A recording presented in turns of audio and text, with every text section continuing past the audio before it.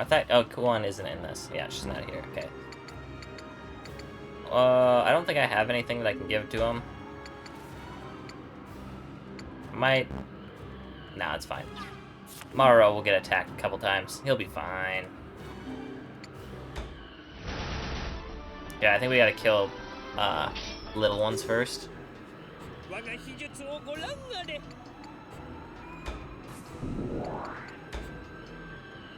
This should kill it, even if I don't do it well. But I did do it well, so it killed it.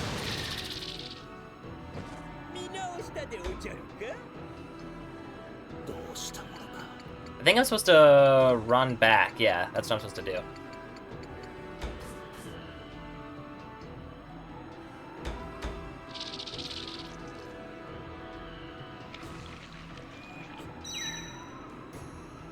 Uh-oh.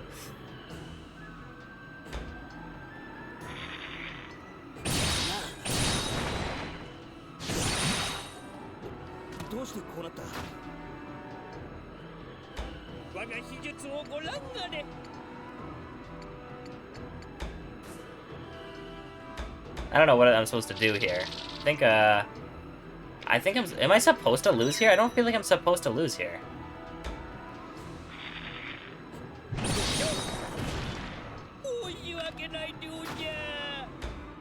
Yeah, I think I'm just supposed to run, right? Not even attack. I forgot that's what I was supposed to do at the beginning. I should have just... Okay. Okay. Entrap Borogiri or defeat Borogiri. That's fine.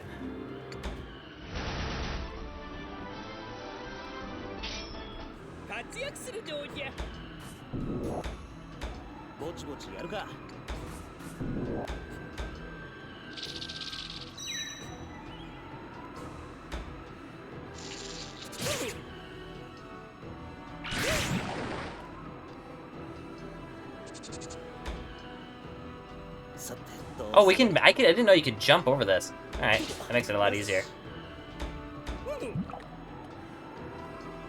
Oh, but Mauro might get trapped a little bit.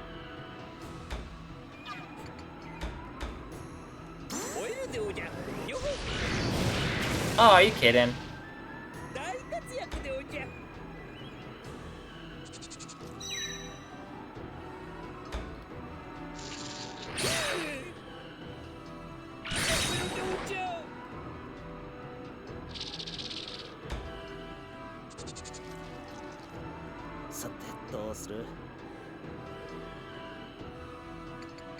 Save Maroro!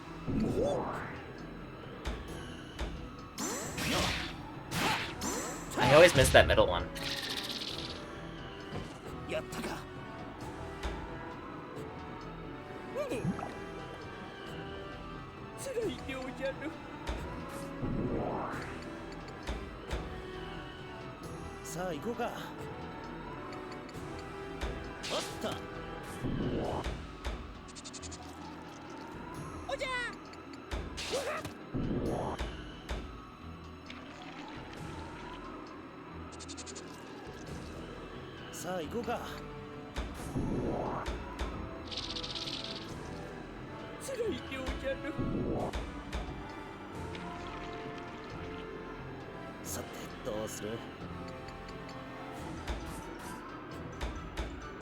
Maroro, no!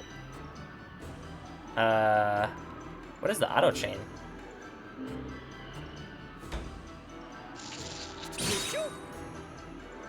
Eh, it's fine. As long as Haku doesn't die. Yeah.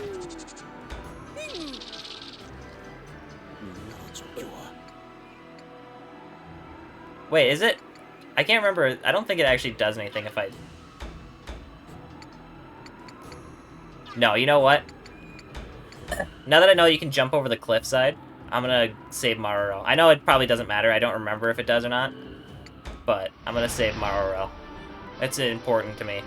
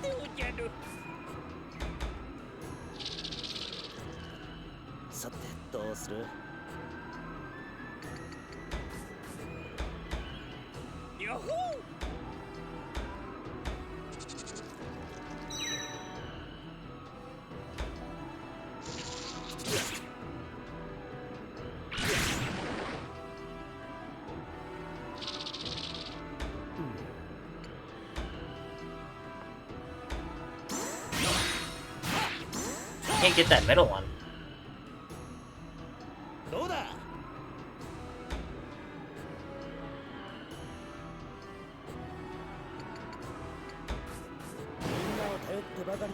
Oh. Might as well just run back in.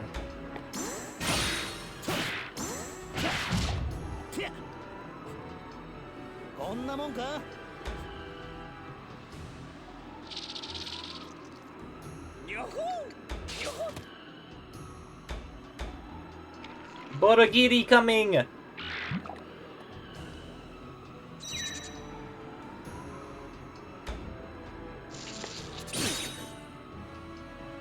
think later you're able to block attacks, but right now I don't think I can.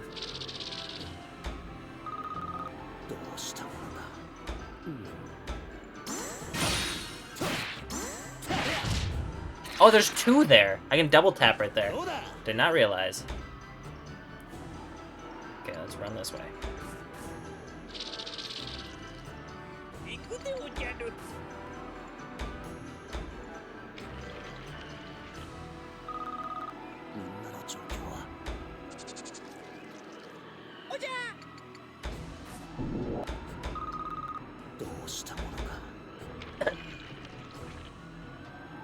Almost at the trap.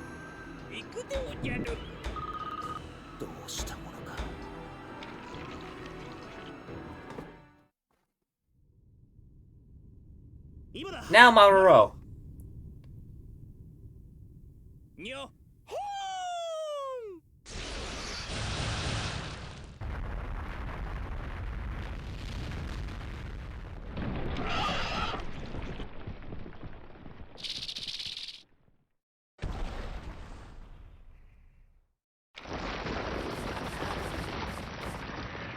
We did it. Eyes up, kid. We're not done yet.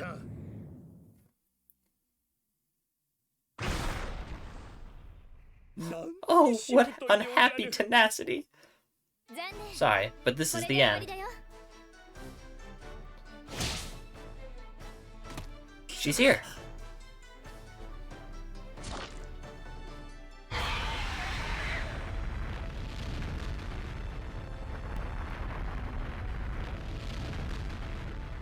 I'm back, Haku. Are you hurt anywhere? No, but never mind me. Are you okay? I'm fine. I did say I was good at running, didn't I? Good grief, Missy. Teasing a beastie like that all the way out here. You really are something.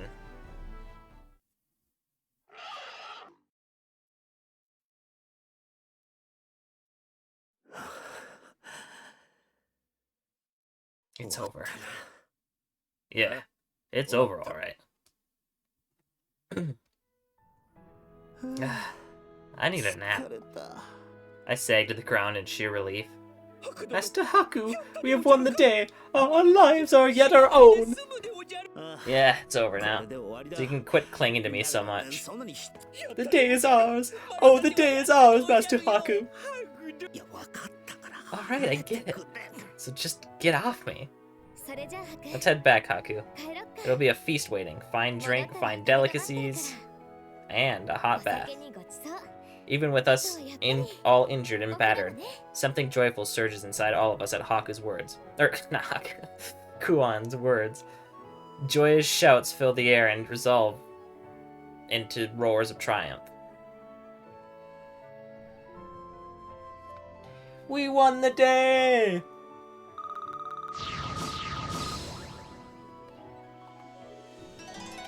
Reduces physical damage. Reduces duration of status penalties and ailments by 1 turn. Okay.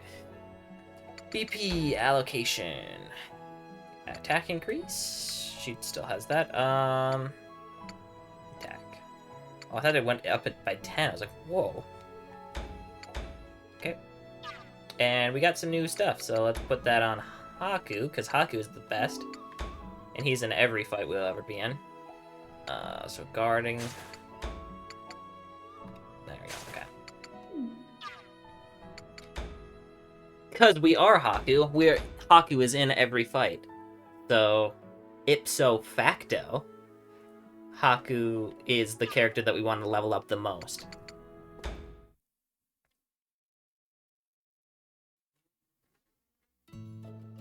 Here's to our victory, man. Cheers. Come by! The inn's dining hall fills with laughter and jovial chatter, giving it a pleasant ambience. After the Tatari arrived, once it digested the body of the Borogiri, it quietly slunk away back into its cave.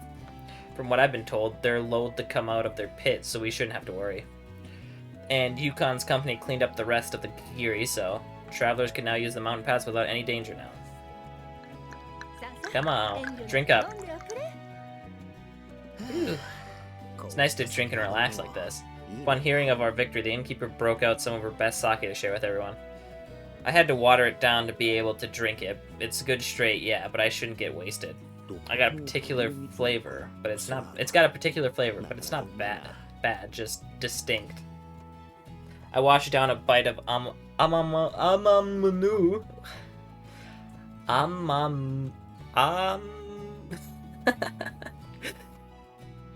Amamuni. There we go, I got it. Amamuni. With the sake as I watched the crowd. Meanwhile, Kuon has been sitting next to me, staring into her cup, not saying a word. What's wrong? Not to your liking? It's not that it's bad. A little strong, maybe, but at a time like this, it'd be nice to have some meat around. Despite her disappointed tone, Kuon goes on eating and drinking heartily all the same. Hey, you kids drinking up? Kuon makes his way over to over with a particularly intimidating Maybe after this episode, or this recording, I should stop for today. I can't speak anymore. Hold on, let me drink up. Yukon makes his way over with a particularly intimidatingly sized cup, his face already red. Come on. Why don't you join us instead of lurking in the corner over here? You're the stars of this party, after all. Nothing wrong with soaking in the attention a little, huh? I'll pass. I'm not too eager to sit in the middle of a crowd of sweaty guys. Same here. I'm not really a crowd person. You really are something, you know that? Kid, your plan went off without a hitch. That really wasn't anything enough to be called a plan. I was playing things pretty off the cuff. That's just fine. You came up with it under pressure and executed and got results. It's impressive, staying cool like that. Most guys in your situation would have buckled or panicked, not schemed a way out. You're overpraising me. I don't know if you're being modest or this is just how you are, but I'm liking you more and more. Though hey, full disclosure, I admit I was pretty worried by how much the hike wore you out. Not like I have a leg to stand on with that. And you shone back there too, Missy. Me?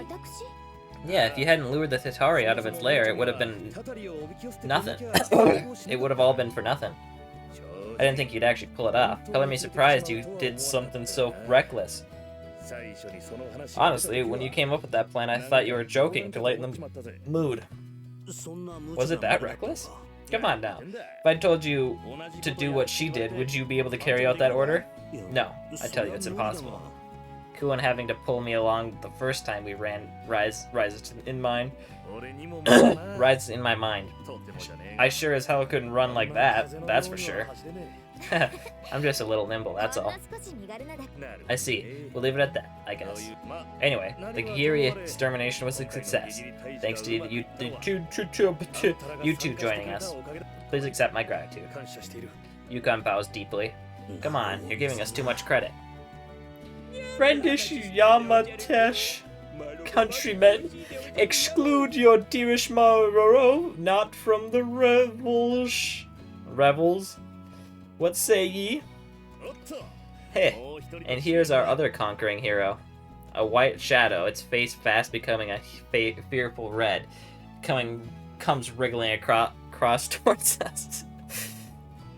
Oh, dost thou partake of most sweet libations? Come wet thy spirit with smoosh sake. He reeks of booze. Since he killed the bulk of the Gigiri with his magic, Moro being hailed as a hero too. He's being poured drink after drink and keeps accepting. Guy's already drunk as a fish. Accolades and bonuses pay alike fling themselves upon my person.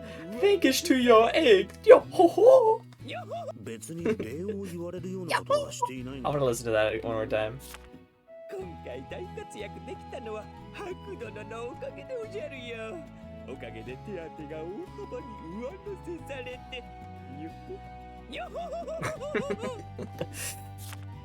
Thanks, but I didn't really do anything that warrants a whole lot of praise. Pray silent thy protests. Thou'rt such a humble man, Master Haku. Truly!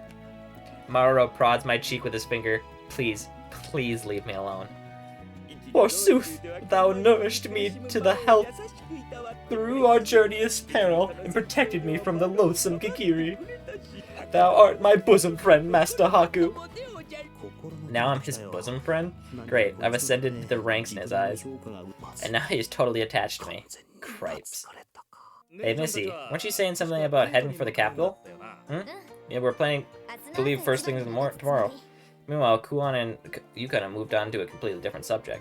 Hey, you two, help me out here. Gonna do more sightseeing while you're there. There's that, but I'd like to find a job for Haku, I think. The kid, huh? So he's not your attendant after all. But who's an attendant? She's taking care of me because I was an amnesiac lost in the mountains. Ha! Wouldn't it be better for appearance's sake, though? And what's this about having amnesia? I don't remember even my own name. Haku is an alias Kuon gave me. Since I've accepted looking after him, it's my duty to see him become safely independent. Because he's not really suited for physical labor, I thought he would try our luck out in the capital. Fortunately, he's quite a wise person. I see. Yukon takes a gulp from his cup, downing its contents in one go. He places the empty cup on the table. Oh, well. If that's the case, why don't you come along with us? The capital, you mean?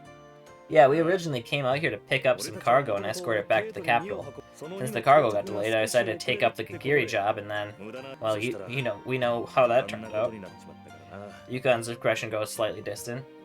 I've got no choice but to leave the incapacitated here in the village, so we're down a few men. And if you join up with us, you'll be paid, of course. Kuon would be coming aboard as an apothecary, and the kid, well, I guess consultant works for you? It's good money. We've got plenty of funds from the reward for the Gigiri hunt, after all. Aren't you worried, kid, traveling alone with alone with a young lady? Why did you keep correcting yourself just now, I wonder? Didn't mean anything by it, promise. Two people couldn't get outnumbered easily, that's all. It's safer to travel with more companions. More fun, too. What did you say? Thanks for the offer, but I think we'll have to respectfully decline. Aw, come on. How come? With the number of men you brought with you, that cargo must be something pretty valuable. Yeah, I guess you could say that. With that in mind, the risk of a bandit attack on your company to get the cargo is too high. Oh no, the cargo's guard will be augmenting our numbers. No bandit would be dumb enough to try it. But I won't make a pest of myself asking you about it. Just think it over, yeah? With that, Yukon returns to the throng of the party. Maruo! I think this is the last time we'll see Maruo for a while. The party... I can't remember, actually. I don't remember if we go with them or not. The party carries on well past midnight, showing few signs of slowing down. I came outside to cool off a bit in the night air. A breeze kicks up, caressing my cheeks. Little did you know he was naked and talking about his butt. Phew. The cool air against my body feels nice and after being inside the hot inn for so long. Behind me, warm light and cheerful voices filter out from the party. Pray, lend me your ears, friend. Marvel as I, master of impressions, do impersonate our dear Yukon. A raucous, I don't know what that word is. Cheer goes up. Seemed Maruo is giving a performance of some kind. A relaxed atmosphere is finally taking hold after everything that happened. Everyone seems cheerful. Cheerful, huh?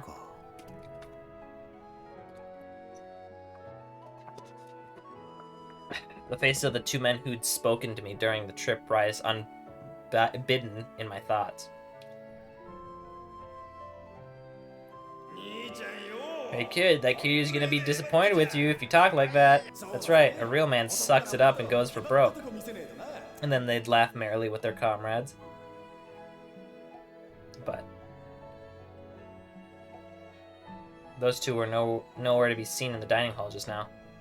They'll never be able to laugh or share drinks with their comrades again. And yet everyone inside is able to laugh and cheer without a care in the world somehow.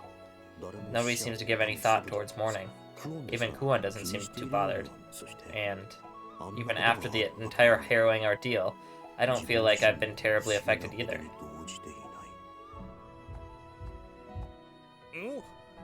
What are you doing out here, kid? I turn to the source of the voice and find Yukon approaching me with a bottle of sake in one hand. Came out to get a bit of fresh air, huh? Something like that, yeah. I see. Hey, care to walk with me for a bit?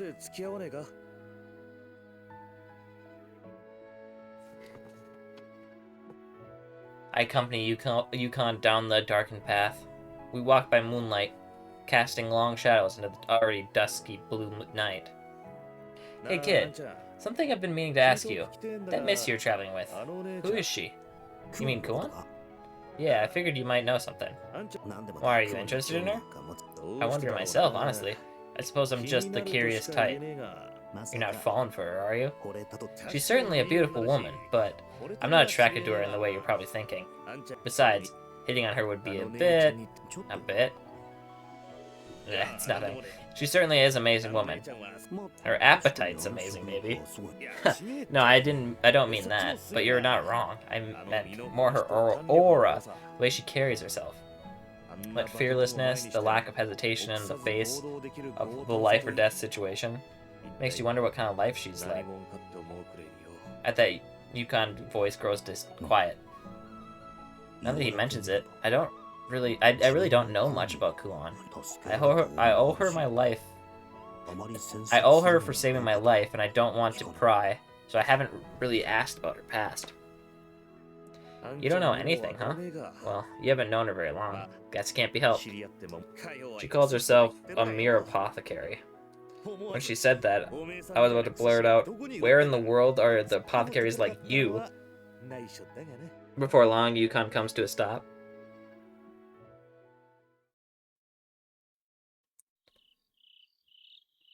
Where are we? We're a small distance outside the village. Large standing stones sit arranged in even rows. Is this a graveyard? Sorry for making you come to such a grim place. Couldn't rest easy without bringing him some sake. Yukon stands in front of one particular stone, decorated with multicolored ornaments. Offerings of flour, food, and liquor sit arranged around it. Sorry for being so late. Guess I ended up being the last one. Yukon mumbles under his breath, as though speaking to the gravestones in front of him. So these offerings were left by the rest of the company? Seems the others came to pay their respects before Yukon did. Not everyone's so good with the macabre stuff. When we see people off, we do it with a smile and a cheer. That's what we all decided together. I see. Yeah, there's no way it wasn't difficult for him, losing so many comrades. Nobody knows when or how death can come for us. If we die in battle, our bodies might be left behind. But I'm glad the least we can do is offer the dead proper memorials. Yukon sinks to a knee, muttering a prayer. Following his lead, I kneel beside him and offer a silent prayer. I witnessed this end to your time in our world. Rest now, that we may drink together in Kutahamuru. Kutahamuru. Yukon? His name is Ukon. I kept on saying Yukon. Ukon, Ukon, Yukon, Ukon, Ukon, Ukon. I'll try to remember it. Alright. Let's head back and get plastered, eh, kid? Huh? Yeah. Puzzled, I followed after Ukon as he takes off down the path again. What was that strange feeling just now? As I turn away from the graveyard, I can't help but notice the amamuni amongst the offerings, stuffed too full to be eaten in one bite.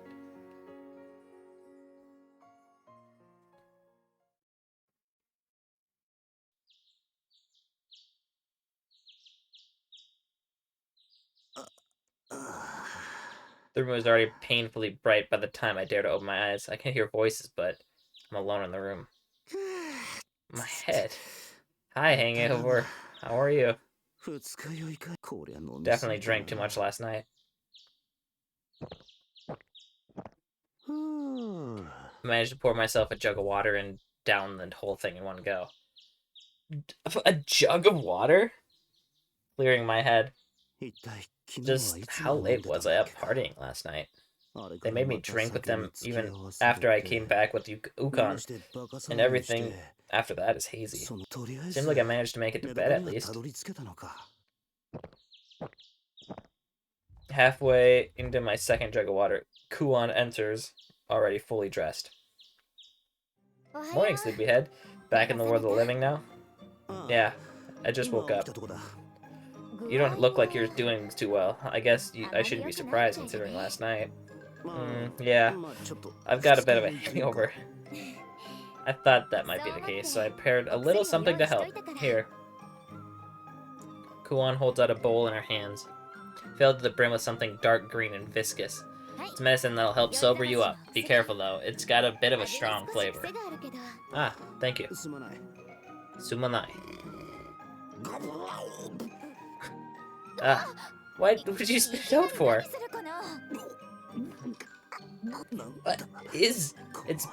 What is this flavor? It's somehow bitter, hot, sweet, and sour all at once. The best medicine always has a bitter taste. You may not like it, but I can't guarantee its effects. Why, is this just punishment for sleeping in too late? Nothing of the sort. This medicine is my specialty. It's even earned my father's praise. Either he has a bias because you're his child, or he couldn't bring himself to tell you the truth. You get used to the flavor. It's almost addicting. A mature, nuanced profile for refined palates. Kuon puts her lips to the bowl in her hands. Delicious. The bitterness lends it a deep depth of complexity that's almost indescribable. Seeing her drink the vile stuff down readily, I nearly gag.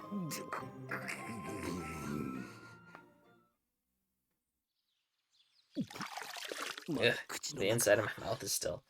No doubt my hangover is receding, but that foul taste is still lingering in my mouth. If she was feeding the stuff to her father on the regular, she was definitely trying to murder him. A rising noise in the distance interrupts my thoughts. Some kind of commotion outside the inn? Poking my head out to find the source of the hubbub, I spy large carts packed in the central plaza. A number of new faces chat with the villagers, the people who came with the caravan, no doubt. Hey, kid, sleep well? Well enough that I don't remember a thing. I don't doubt it. Even our Missy was having trouble waking you up. It was something to see, her nursing you diligently while you were dead drunk. Don't say that. It's fine, come on. I think some of the men wanted you dead from envy, seeing her taking care of you. That's not fine at all. Forget it. So what's in the carts? Examining one of the caravan's wagons more closely, it looks larger than the ones around the village. Escorting this cargo to the capital is why we originally came out here. We got hired for it. Then, you'll be on your way soon, huh? Yeah, we're in the middle of the handover. As soon as everything's squared up away, we'll be off. I see. Which means this is goodbye for now. Since we're all bound for the city, we'll no doubt meet again. I know I already asked, but are you sure you won't come with us? It really wouldn't be any trouble. Well, I wouldn't mind, but Kuon's the one who makes those decisions for us. Whatever you say. How about it, Missy? Consider my offer any further? Glancing over my shoulder, I noticed Kuon, who hadn't been standing there just moments ago. Conspicuously silent, her eyes seemed focused on the caravan, quietly scrutinizing it. Kuon? What's up? That's what I was gonna ask. The offer to go with them. Are you sure about refusing it? About that. Kuon mumbles, seeming to nod and think for an extended moment. Considering her quick refusal last night, I doubt she'll have changed her mind so quickly. I believe we'll take you up on your offer. Huh? I thought it over, considering the danger yesterday presented, it'd be best if we all stick together. Aha, well. Welcome aboard, you two. I doubt there'll ever be a dull moment with you around. If you're coming along, then you ought to pack up. We're out of here as soon as our business is done. Okay, we'll see you shortly then. Why the sudden change of heart? Whatever could you mean? Feigning ignorance, Kuon spares another glance toward the loaded caravan, smiling faintly. Curiosity gets the better of me, and I turn to follow her gaze. What? And the moment I stop looking where I'm going, I bump into a really big, fluffy wall. Oh, pardon me. Then I hear a female voice from above me.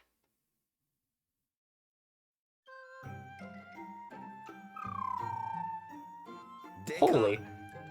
When I look back in front of me, an enormous bird creature blocks my path, ridden by a young girl.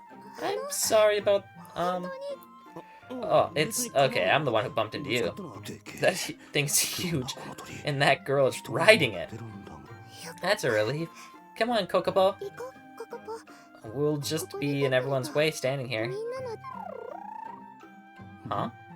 Kokopo, probably the bird's name, disobeys its master, edging closer to its face to mine. What's with this thing?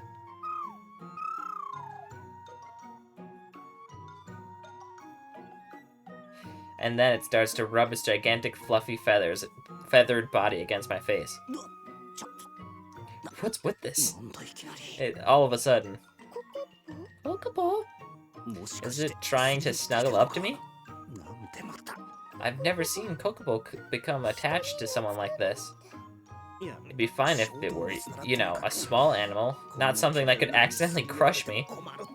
This is just a pain in the neck. It's so big, it's more gently shoving me around than snuggling. A woman's pet becomes attached to a man and they go closer for it. This is nothing like those stories.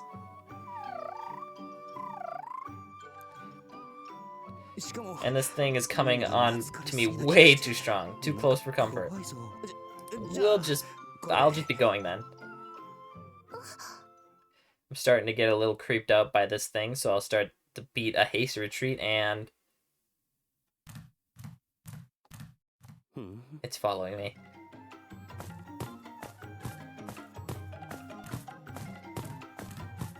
Why is it following me? Even as I quicken my pace, I can hear its footsteps right behind me.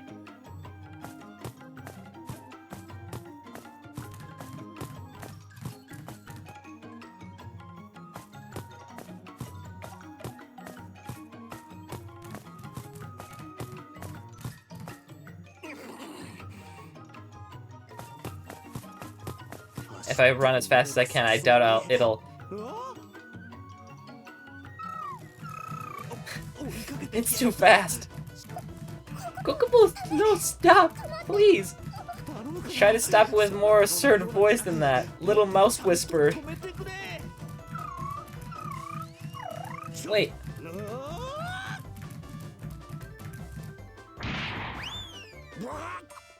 Even running as hard as I can, I can't outpace it. It tackles me with enthusiasm and I go flying.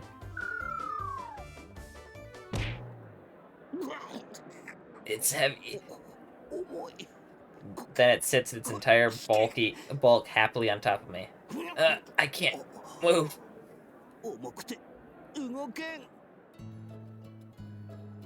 Are you alright, sir? The young girl looks at me with worry from her place in the saddle. I'm sorry. I'm sorry. She dismounts and begins to apologize profusely. You don't need to say sorry, just please get it off me. Yes, of course. Come on, Kokopo, stand up. You mustn't cause trouble. Here, just step a little to the... No, I said step, not two-step. Come on, move, please. She tries everything she can to get the bird to move, pushing, pulling, shoving, all to no avail. I'm sorry. It's no use. You're giving up too quickly. Try a little harder, please. Okay, here we go. Take this. Is she really putting her all into it? Guess it can't be helped. Just grab my hand, would you? Huh? For some reason, she goes red at that request, becoming flustered. But what? Please, it's not gonna budge. That much is clear. Okay. Red in the face, she uncertainly takes my hand. Be sure to pull with all your might. Yes, of course. Here I go. Take this.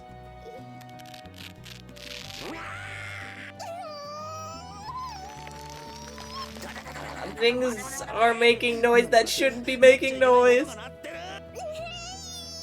Wait, stop. My hand, stop. My hand's gonna tear off. Oh, I'm sorry. You should do it with all my might. You said to do it with all my might, so... God, that's some strength on her. So she's not so weak after all. What are you doing over here, kid? Can't you tell by looking? Well, it looks like you're being crushed by a giant bird. I'm glad that we got that cleared up. A little help, please?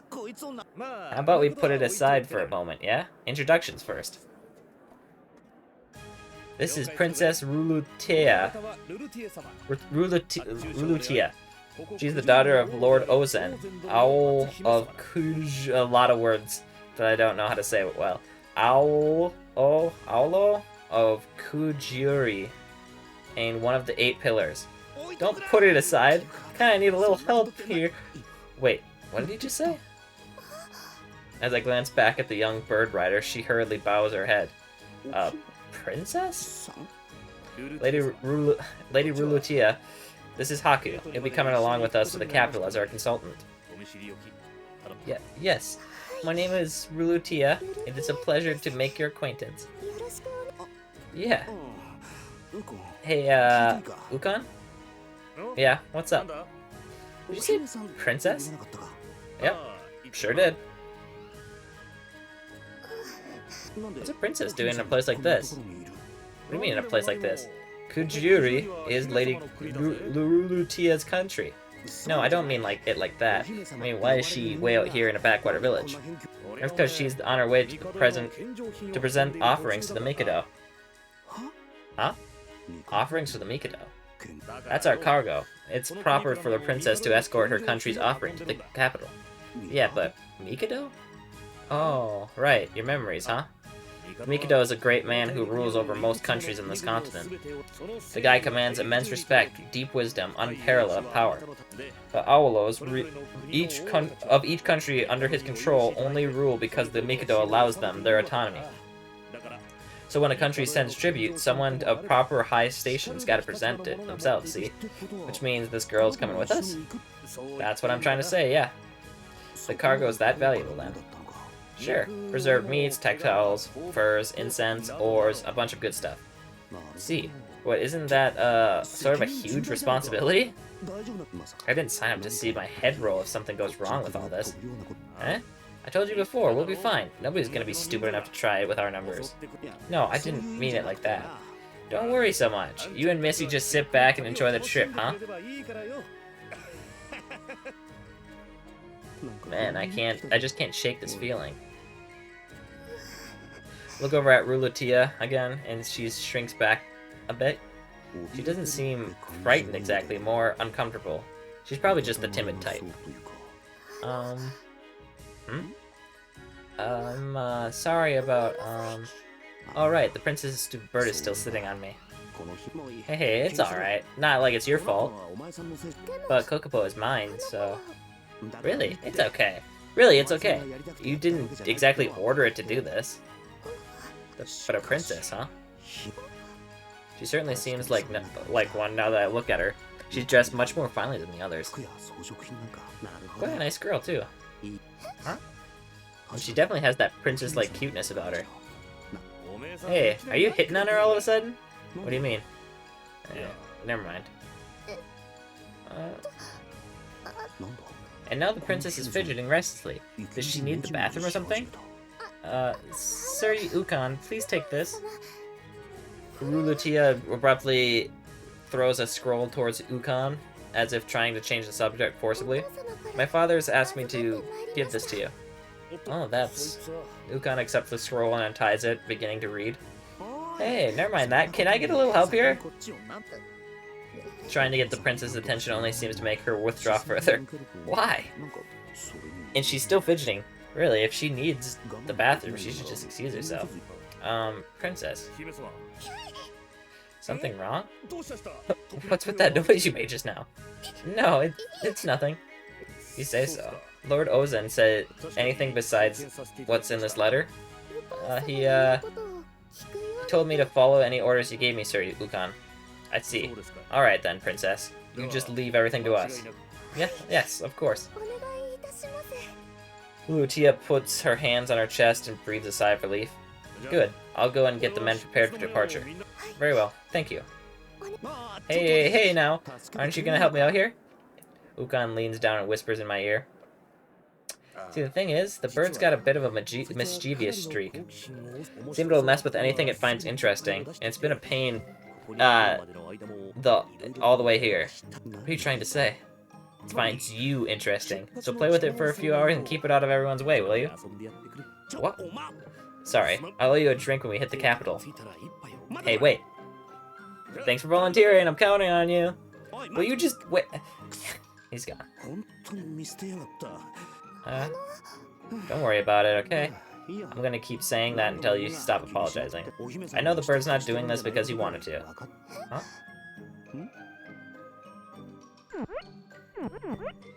Suddenly something pokes on into my cheek. Above me stands an unfamiliar person wrapped from head to toe in thick cloth poking my face. And you are? Can't even tell if they're male or female. They're wrapped like robes and totally obscure everything. The stranger remains silent at my questions, continuing to prod my cheek inscrutably. Hello? Oh, I wasn't talking to you, but is this an acquaintance of yours? No? What's up with this guy? And then I feel pressure against my other cheek. More poking? But this person isn't the one doing it. Someone else is prodding me from the opposite side. Who the... Huh? On my other side, another figure dressed in the same mysterious clothing pokes at me. I'm being poked in the cheek by two identically dressed people who don't care to explain themselves. What the hell is going on? I have officially stopped understanding any of this. Why is this happening to me? Sorry to keep you waiting. We got into a long conversation and... What are you doing? By all means, you tell me. Who are those two? That's what I want to know. What? And they're gone. The robed cheek pokers have straight up vanished. Glancing around as best as I'm able, I can't catch a glimpse of them anywhere. I only looked away for a moment and they disappeared right in front. Oh no! What was that about?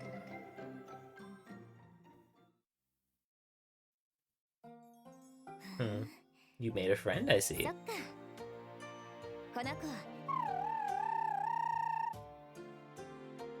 No, don't lick my face. That beak is huge and you're gonna crush my head. Please don't! I'm sorry. Kokopo, please stand up. Rulutia struggles to push Kokopo off me, but once again she can't bring it to even budge. Kokopo! May I? Huh? Perhaps it's only because she can't bear to watch anymore, but Kuon walks up beside Rulutia. You're a hopeless little thing, aren't you? You mustn't be naughty, you know? Kuon murmurs to the bird and gently strokes its neck, and it nonchalantly stands. That was an experience. I can breathe again. Thank you, Kuon. You're very welcome. Kokopo, when I asked why you didn't... Why? It's because you're so close, I think. Huh? Kokopo thinks of you more as a friend than an owner. So your commanding was interpreted as playing, I think. Is that true, Kokopo? I'm Kuon, by the way. Pleased to meet you. You are... Huh? Would you mind telling me your name? Oh, yes. Yes, of course. It's Rulutia. Miss Rulutia, huh? It's a pleasure to make your acquaintance. Yes, a pleasure. She's cute. She's almost like a little princess. Kuon whispers into my ear, most likely so Rulutia can't hear, so I whisper my reply back in turn. Not almost. She actually is a princess of this country, apparently. Oh, so she really is a princess, huh? Go figure. Yeah, and you're right. She is pretty cute. Oh, that's right. She's going with us to the capital, or, well, we're going with her, I guess. Is that so? Well, Miss Rulatia, would you like to be our friends? If you don't want to, it's... No, Hey, is that okay, Kuon, asking a princess that so casually? I think it'll be fine. I'm not from this country, so it's not like she's my liege or something. That's not what I meant, like, wouldn't she mind? You say that, but you don't seem exactly flustered yourself. What are you talking about? I've been showing her nothing but respect. I mean, yeah, it's probably because of my memories, but social stuff hasn't really sunk in. So, you wouldn't rather be friends, princess? Rulatia shakes her head rapidly, clearly anxious. But, I don't know what to, do? Nobody's ever asked me that. I don't really have friends. Ah, I get it. Because she's a princess, she doesn't really have a group of peers to befriend. I suppose it'll be the first time for both of us then. Huh? I don't really have anyone I call a friend either, so it'll be the first for both of us. This is Kuon we're talking about, so forever alone because you're always on the road, huh? Can't be tied down for too long. I won't say I'm not surprised, but I guess I can understand. Ah, wow, wow, wow, wow, wow. Ow, ow, that hurts. Why are you squeezing so hard? So, will he be my very first friend?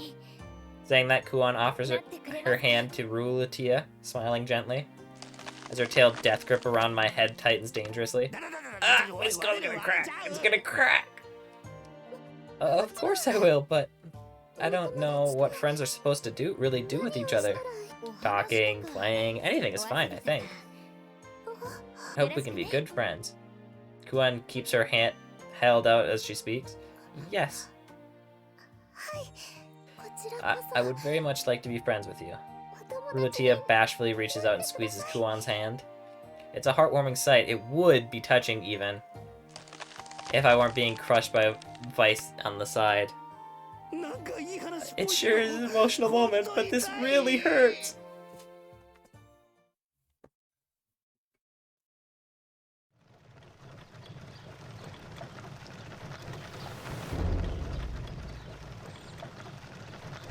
Baba-booey.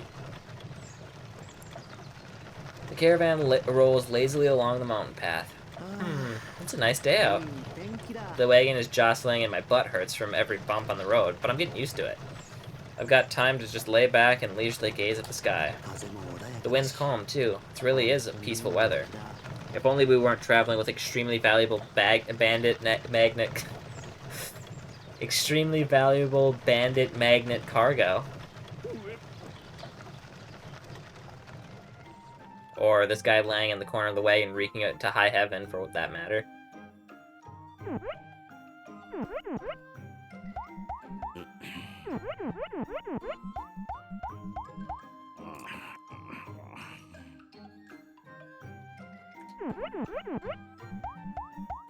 Meanwhile, I've been unsuccessfully trying to ignore my more immediate circumstances. What exactly are you guys trying to accomplish here? The mystery twins have me sandwiched between them, and have yet to stop poking my cheeks. I've tried talking to them a few times now, but never to any avail. They're just gonna do their thing. I've given up on getting anything out of them. This is downright bizarre. Really, I could probably just drive them off, but I can't quite bring myself to. I don't want to scare them or make them timid around me or something. With my discomfort rising, I glance around the caravan for some kind of help. Maro is not going to be of much use. Not that he'd be helpful if he were awake anyway. And Ukon's riding at the head of the caravan. Probably best not to bother him. Kuon. I quickly scan the caravan for Kuon. That ridiculously huge bird is trudging along right next to the caravan. On its back, Kuon and Rulutia chat happily. Seems they're having a fun opening up to each other. That's nice to see, but they're so wrapped up in their conversation they probably won't notice me. Kuon suddenly glances toward me. She notices my gaze. She smiles at me. Cool. And then she immediately turns back to Rulutia and resumes chatting. The enormous bird, however, croons at me in a bid for attention. Gonna pretend I didn't see that. Hold on. Is everyone else just pretending not to notice what's happening to me with these two? There are Unkuam walking alongside the caravan, of course, but not one of them is looking this way.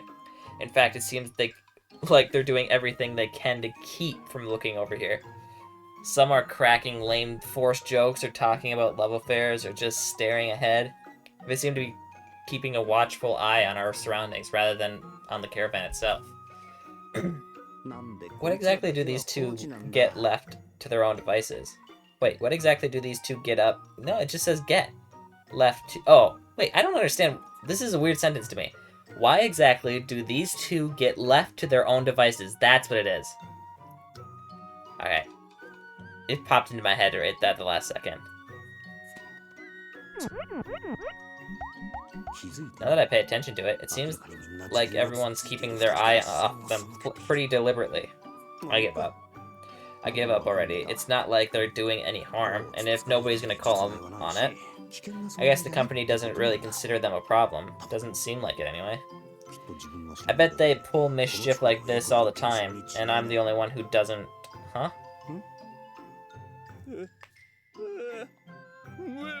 Maro thrashes in an agonized sleep.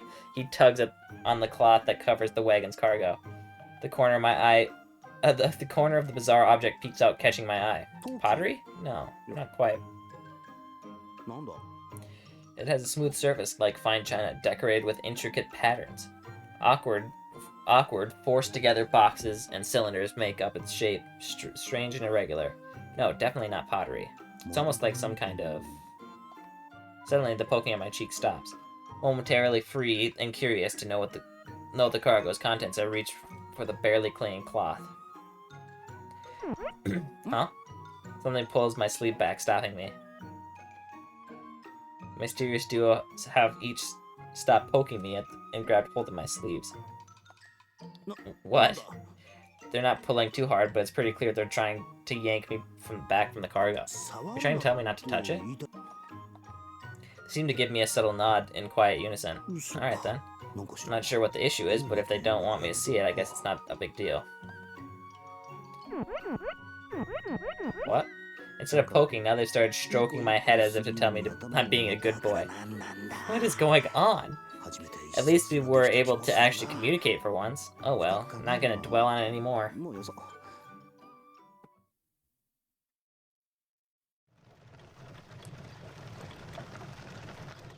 Alright everyone, this is as far as we go today. Sentry squad, set up a watch and prepare to camp.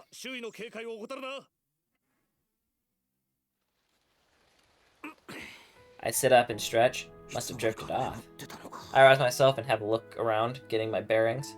Those two aren't here. I guess they wandered off. The caravan is parked in an open space off the side of the road, fenced off and protected. A camp? Yeah, it looks like we're here for the night. What should I do? I guess I should just lie low until it's time to eat. An unskilled, unseasoned person would just get in everyone's way with the chores, after all. Yep. Here, Haku, as long as you're up, would you mind taking care of this? Kuon descends on me before I can see her coming, smiling sweetly and holding out a bucket. There's a well over there, so get the cook pot filled up, would you? Then the wash tub after that, and then all the jars we collected. Got it? Remember, he who doesn't work doesn't eat. Good luck.